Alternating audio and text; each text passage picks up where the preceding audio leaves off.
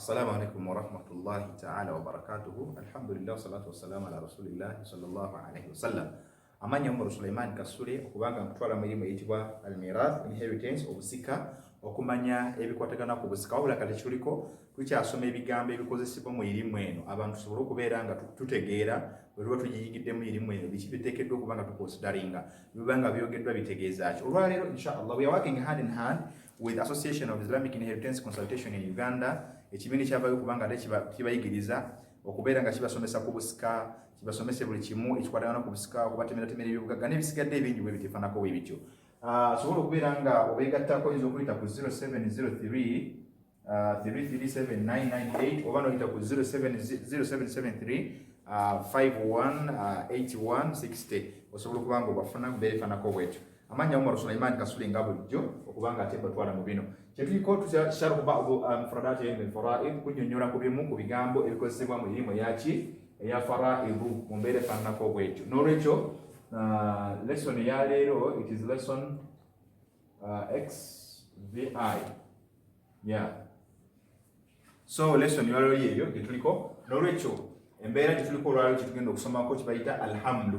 When we say alhamdu, tuba tugenda ekigambo hamdu tuba tutegeeza ki? What do we mean by alhamdu? Tuba tutegeeza ki? Alhamdu huwa ma fi batni al-untha min al-awlad wa ma fi batni al-untha min al-awlad. Alhamdu huwa ma fi batni untha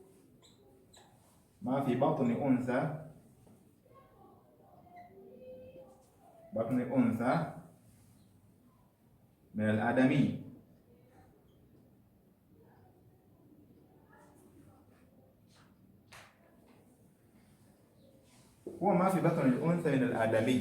All together, it is that in the womb of the what of a woman. All together, it is that ما في بطن من الآدمي ما في بطن الأنثى من الأولاد ليس الآدمي.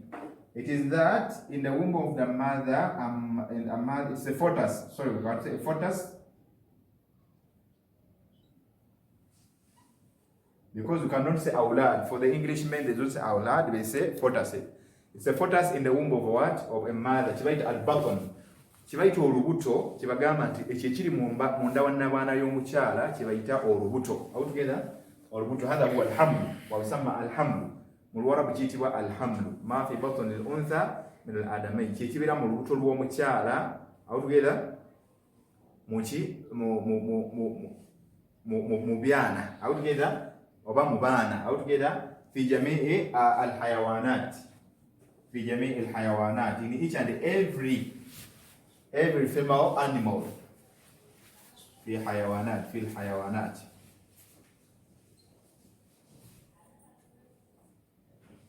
But as we know that even a man is or a person or human is also taken to be an animal. All together. That's why we have brought the hayawanat, because when we see an engulfed cow, engulfed camel, like what we used to say as of course the Englishmen, the Britishmen do definition between or in amongst these animals in case they are engulfed altogether.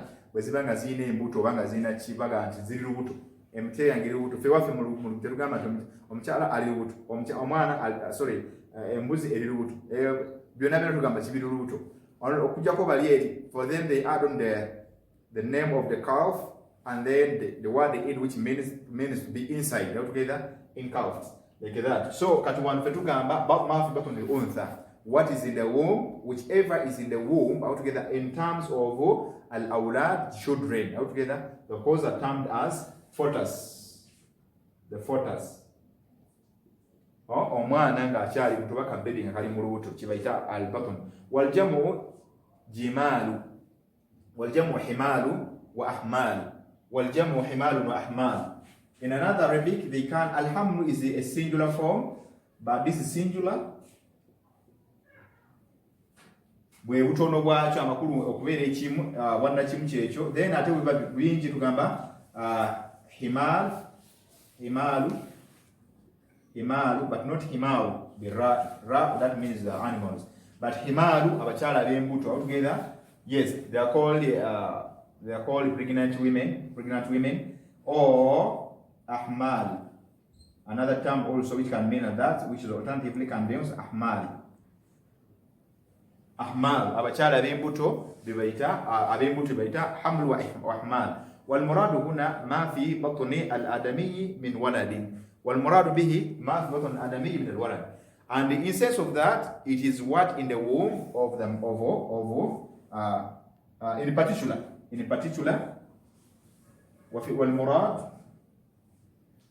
والمراد ما في بطن الآدمي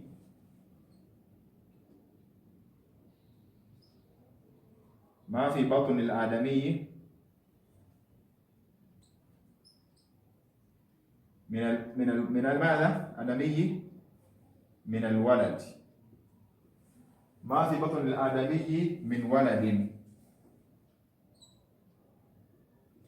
Yes, it is a baby altogether. It's a baby in a womb of a human altogether. A womb, I mean a baby in a womb of human. I can say a womb. A baby in a womb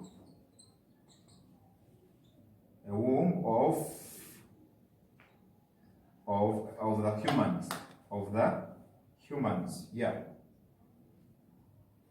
A baby in a womb of humans. Akaana akali mu lubuto lw'omukyala lw'omuntu. So si nsolo wano kino kizingiddemu n'ensolo, even animals, all. One here, all, general term for all, altogether, animals, because even human plus human. But here, purposely, we are just assuming that we are talking about humans only. Tuogera kubaki kubantu bokka tetugaseemu bisolo. Ma fi batni al-adamiyyi min al-madha min al-awlad. That is what is it born or in the womb of a human. Altogether, min al-walad, among the babies or fetuses. So abaana oba baby abeera muki mu mbuto z'abantu. Wastilahan, when we go to the laws of ilm al-fara'id, or when we go in the laws governing inheritance, bwe tugenda mu irimu eya oba mu mateeka aga fara'id, what do we mean by kiki tuba tutegeeza bwe tugamba alhamdu? If we say alhamdu, what do we mean? Altogether, as one of the terms that are used or that are referred in the inheritance, they say هو ما في بطن الآدمي المتوفى عنها من ولد يرث. You see, هو ما في بطن الآدمي من ولد بطن الآدمي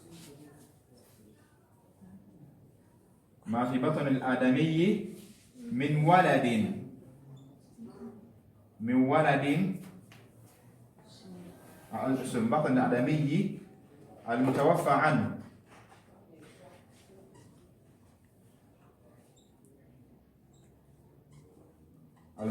عنه ما في بطن الآدمي من ولد المتوفى عنه يرث. ما في بطن الآدمي من ولد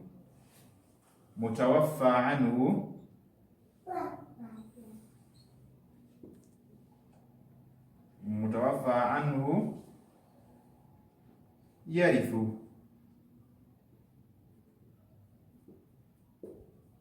من ولد الآدمي ما في بطن الآدمي من ولد يرث. متوفى عنه يرث. So bwe batugamba kibayita bwe tugenda in the laws of ilmu al-fara'id, bwe tugenda mu mateeka ga ilmu ya faraidu oba mu mateeka ga ilmu ya inheritance, batugamba nti huwa kibayita alhamdu oba kibayita olubuto, huwa ma fi batni adami, kyekiri mu lubuto lw'omuntu. Altogether, min walad, omwana yenna abali mu lubuto lw'omuntu, mutawaffa anhu, abeera afiiriddwako kitaawe, olubuto lufiiriddwako kitaawe waalo. Altogether, we mean any fetus, any child, any baby inside a womb of a mother, altogether, when the father, the owner of the pregnancy, is dead, altogether. So I think the pregnancy of the deceased. In other words, we mean the pregnancy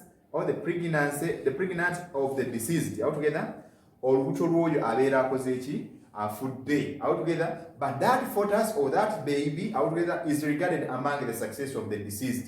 Ng'ate omwana oyo aba akwalibwa okubeera nti ali omu ku basika baaki b'omufu. But what should we do? That this one means that omwana aba ali mu lubuto eri mukyala we yaba afudde oyo omwana aba musikaawe. That's why we do wait and see what it could be. It could be a baby girl or a baby boy altogether in order to differentiate so that we can be clear in making what? In making portions. Mukusobola mukutema ebigabo ne tubeera nga tuli clear nga tusobola okuba mutema buli muntu tumuwa omugabo gwe nga tewali kutendegezaako oluvannyuma lw'okutegeera ekiri mu lubuto altogether. The scans also can lie us. We have ever seen that. We don't base on scans. Because a scan can be seeing only one child, but yet there are two. A scan can see that it's a girl, but yet it's a boy altogether. So that is that. Or you can see a boy when it is a girl. So it's together to be perfect, we do wait until she gives birth altogether. If you are at rush, we can give you smaller portions and we leave the bigger ones for the two boys altogether, as the ulama has already described. So kitegeeza nti bwe nga muli mu bwangu mwamwagala bya bugagga tuyinza okukkiriza ntugitematema naye tuyikumul adar ntubawa akatono ku bimwali badde mufuna tusobola okulekawo ebingi nesobola okuba nga tulaba embeera paka okumanya embeera y'olubuto nga lumaze okuzaalibwa nesobola okulaba ekituufu kituyinza okuba nga tugaba okigedde not au yuathiru ala ghayrihi min alwaratha oba okubeera ng'omwana ono it can be that this fetus can either ng'ayinza okuba agobawo abantu abamu altogether ng'abantu abamu tebafuna, that is it, oba seekyo I think tuyinza okutwala embeera y'okugamba nti tetugaba bintu ebyo kubanga waliwo times omwana omulenzi nga bw'aba yazaaliddwa nga basigadde tebagenda kuba basika. So bwe mugamba mukola ekisenjaalo mu kukasama ebyobusika kiba kitegeeza nti muyinza okuleeta obuzibu mu mbeera efaananako bwekyo. So au jamii ataqadir au ba'dha altogether min alwaratha fi jamii taqadir au ghayriha. Eyinza okuba nga omwana abaziyiza mu mbeera zonna oba ng'alina baatimako ku migabo. So that is that. In other words, we say that among the successor of the deceased, the pregnancy is also considered. His pregnancy, altogether, the unborn baby, altogether, the unborn baby within the womb of the mother is also regarded as successor. Therefore, we should wait until the birth, the birth takes place or the fetus is given birth to, altogether. Then we can fragment or make a distribution. But if not, we can make and give a portion, a smaller portion, to those ones who are among the successors until we know, and we leave which is bigger until we know the situation of the pregnancy. Paka lutumanya embeera z'olubuto bukya bwe bugenda okubeera ombeera efaananako bwe father ma yusamma alhamdu kye bayita alhamdu lwe lubuto. And for that allow us end here. Katukomo wano olwaleero nga tegedde olubuto kyeki. Olubuto kyekyo kiri munda lw'omukyala nga kiri omu ku basika altogether nga kiri omu ku basika. So kitegeeza nti tulina okuba nga tuba considering abakyala b'embuto mu abalwanira ebyobugagga nga mwagala abakyala b'embuto bagende n'embuto zaabwe, you are doing wrong altogether. Kyemukola si kituufu, mulina okusooka nawo. Those babies are also considered, bonna be bamu ku basika. Olabye, have you seen how Islam is? Olabye obusiraamu we buli, that is Islam altogether. Obwe busiraamu and its justice n'obwenkanya bwabo, that is the justice of Islam. So khilafan amma kana fil jahiliya altogether different. Islam is different from what happened during the Jahiliyyah. They didn't consider that. They can't even consider pregnant mothers that their fetus are also one of their successors. Assalamu alaikum wa rahmatullah.